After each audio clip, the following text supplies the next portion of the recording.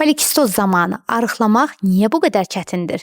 Son protokollarda bu xəstəliyin adı dəyişilib, polimetabolik yumurtalıq sindromu, yəni PMOS adlanır. Az yeyirəm, idman edirəm, amma yenə də arıqlaya bilmirsinizmi?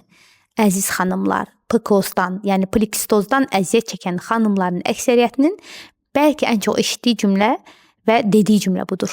Və çox qadın illərlə özünü günahlandırır. Deməli, məndə iradə zəifdir. Halbuki problem çox vaxt sadəcə kalori qəbulu ilə əlaqəli deyil. PMOS, yəni polimetabolik yumurtalıq sindromu təkcə aybaşı pozğunluğu və ya sonsuzluq problemi deyil. Bu, hormonal, metabolik və insulin rezistentlik sistemi ilə əlaqəli kompleks bir vəziyyətdir. Ən böyük problemlərdən biri də bilirsinizmi nədir? İnsulin rezistentlik. Sadə dildə desək, bədən insulinə əvvəlki kimi cavab verə bilmir və nəticədə aclıq daha tez baş verir, şirin istəyimiz artır, qarın bölgəsində piyələnməmiz artır, enerjimiz düşük olur, çəki vermək get-gedə çətinləşir. Ona görə də bəzən qadınlar belə deyir: hamı mənim qədər yesəydi arıqlayardı, amma mən bacarmıram. Və bəzən doğrudan da metabolik olaraq işlərimiz fərqli gedir.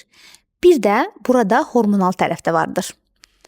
PMOS zamanı androgen hormonları, yəni kişi hormonları qadın orqanizmində daha da yüksəlir. Nəticədə tüklənmə, saç tökülməsi, akne, aybaşı pozğunluqları və üzdə səpkilər yarana bilir. Amma çox vacib bir detal da vardır. PMOS olan hər qadın eyni formada olmur. Bunun çoxlu fenotipik növləri vardır.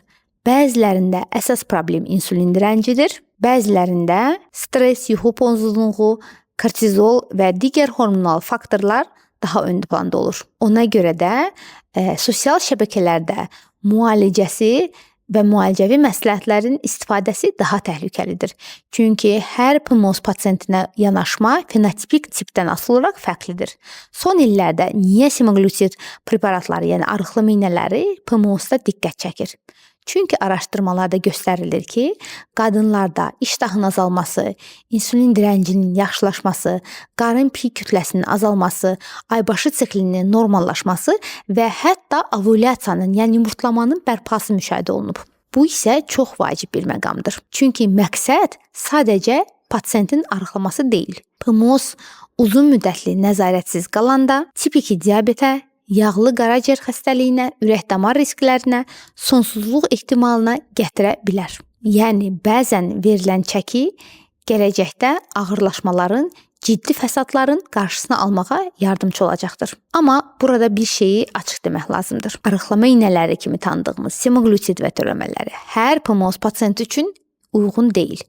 Biz əvvəl olaraq pasiyentin bədən çəki indeksinə, insulin göstəricilərinə, aybaşı vəziyyətinə, gələcək hamiləlik planlamasına baxırıq. Çünki bəzi qadınlarda əsas problem metabolizmdir. Bəzilərində isə həyat tərzi daha ön plana çıxır. Bir də çox vacib məsələ budur. PMOS müalicəsi sadəcə tərəzidə rəqəmi azaltmaqla bitmir. Məqsədimiz hormonal sistemi qorumaq, gələcək fertilliyi, yəni uşaq doğma qabiliyyətinə təsir etmək, yaxşılaşdırmaq və qorumaq, metabolik sağlamlığı isə düzəltməkdir. Mən pasiyentlərimə hər zaman belə deyirəm: bədəniniz sizə qarşı işləmir. Sadəcə hormonal sisteminiz fərqli siqnallar verir. Və bu müasir müalicə metodları ilə, müasir endokrinologiyanın metodları ilə məqsədimiz o siqnalları düzgün oxumaq və ona yönəlik müalicələri təyin etməkdir.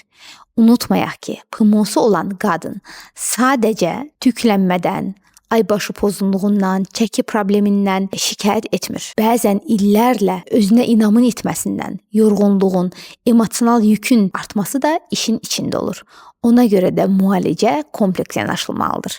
Qidalanma, yuxu, fiziki aktivlik, stresin idarə olunması, lazım olduqda isə müasir dərman preparatları birlikdə düşünülməlidir. Düzgün yanaşma bəzən bir qadının nəinki çəkisini, həm də bütün həyatını dəyişəcəkdir və onun gələcəkdə ana olmaq şansını artıracaqdır.